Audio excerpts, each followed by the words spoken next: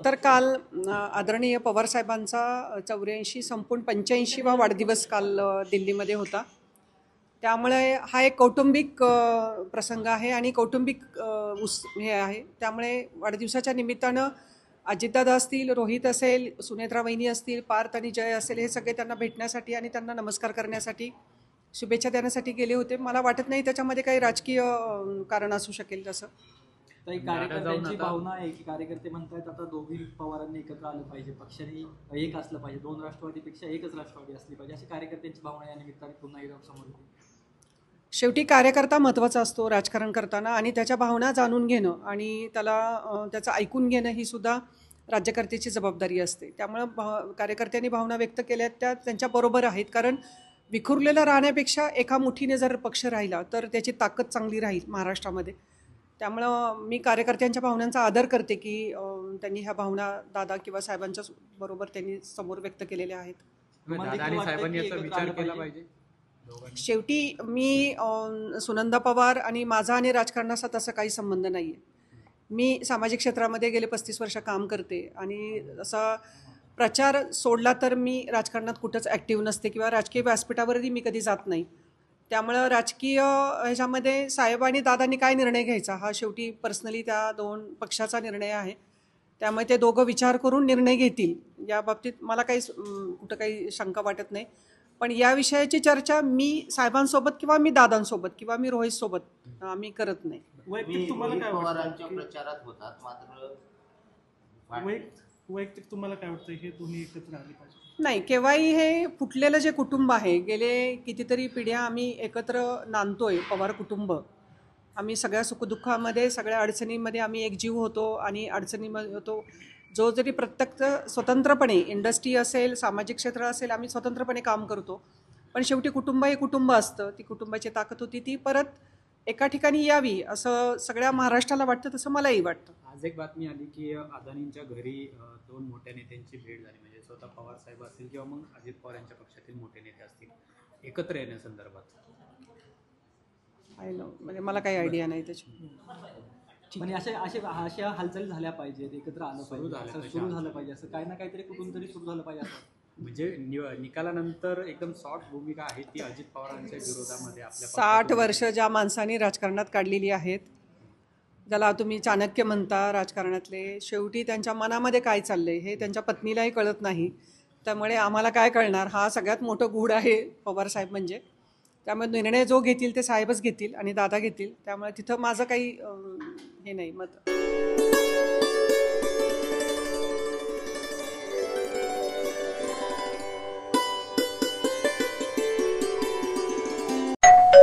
अहो उठा ना, ऑफिसला नाही का जायचं?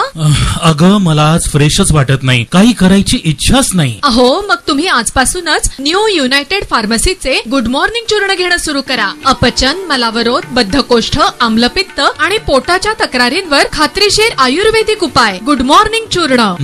35 वर्षांपासून सगळ्यांच्या पसंतीचे गुड मॉर्निंग चूर्ण औषधांच्या प्रत्येक दुकानात मिळते.